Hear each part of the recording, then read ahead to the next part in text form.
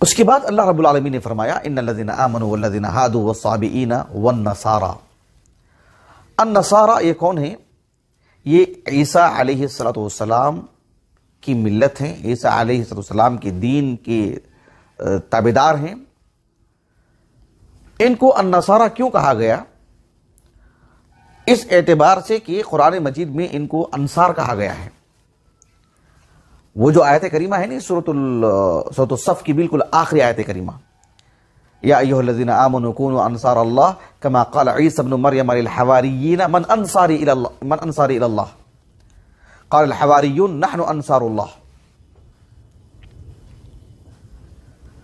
تو عیسیٰ علیہ السلام نے ان کو انصار کہا اور قرآن نے ان کو انصار نام دیا، اس وجہ سے اسی سے مشتق ہے اور ان کو نصارہ کہا گیا.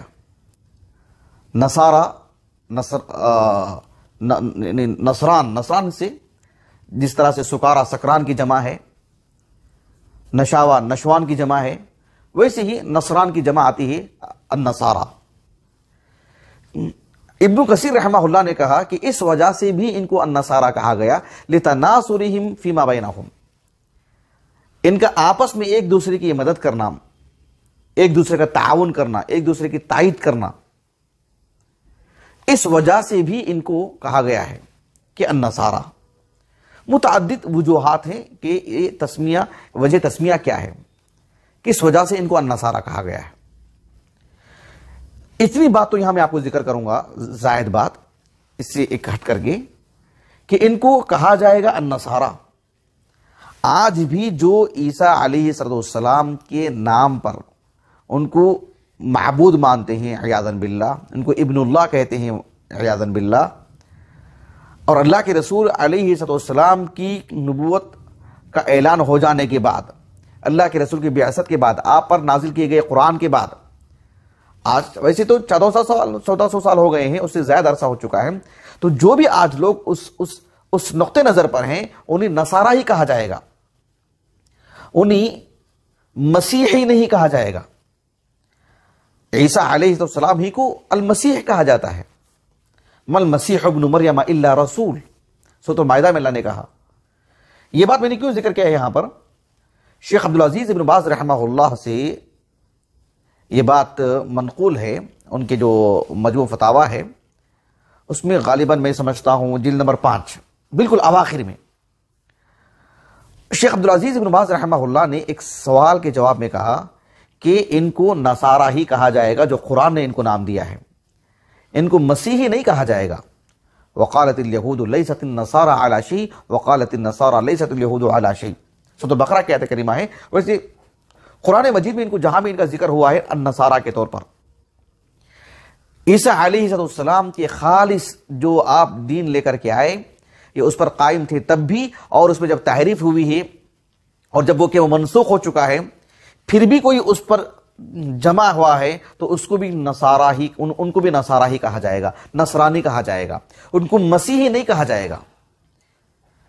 یہ بہت بنیادی بات ہے، اس لیے کہ ہم ہندوستان میں رہتے ہیں، اردو دنیا کی اگر بات کریں تو ہم ان کو عام طور پر عیسائی کہتے ہیں، عیسائی. جہاں تک ہو سکے اس لفظ سے گریز کرنا چاہیے.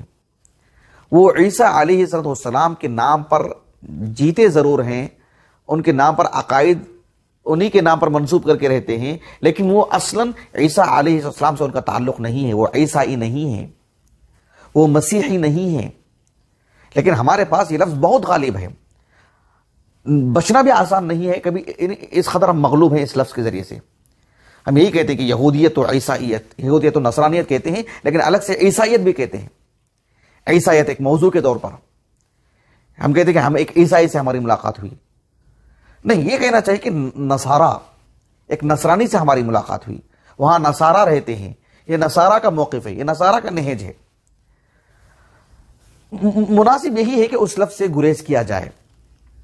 اگر آپ میں ہے اس قدر مطلب یعنی اتنی پکڑ اپنے نفس پر، تو کوشش کرنا چاہیے کہ لفظ سے گریز کریں. یہ کہہ کر کے خاموش نہیں بیٹھنا چاہیے کہ یہ لفظ اتنا غالب ہے کہاں سے بچا جائے. یقیناً میں اور آپ فردن تو بچنے کی کوشش کر سکتے ہیں، میرے اور آپ کی زبان سے تو نہ نکلے. ہمارے قلم سے عیسائی لفظ نہ نکلے. عیسائی مسیحی نہیں کہنا چاہیے، ان کو نصرانی کہنا چاہیے، نصارہ کہنا چاہیے. یہی لفظ ان کے لیے سب سے مناسب ہے.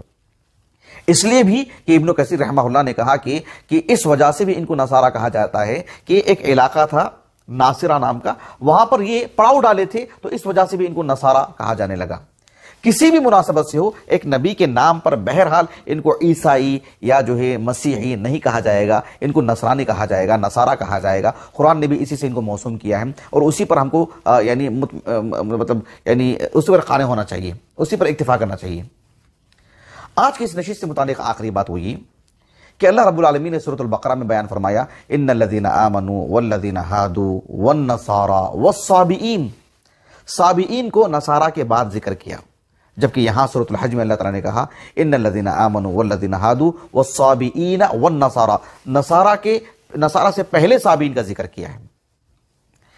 اس سلسلے میں شیخ الاسلام ابن تیمیہ رحمہ اللہ اور پھر ماں بعد کے بھی علماء نے المحرر فی تفسیر میں بھی اس بات کو ذکر کیا گیا ہے.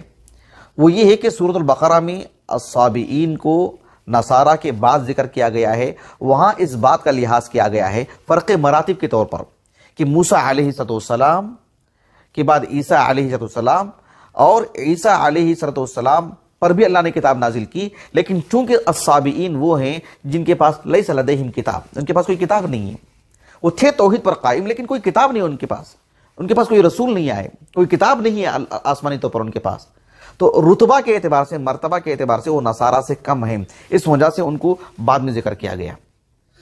اس وجہ سے بھی کہ عددی اعتبار سے بھی وہ بہت کم، اس وجہ سے بھی ان کو نصارہ کے بعد وہاں پر ذکر کیا گیا.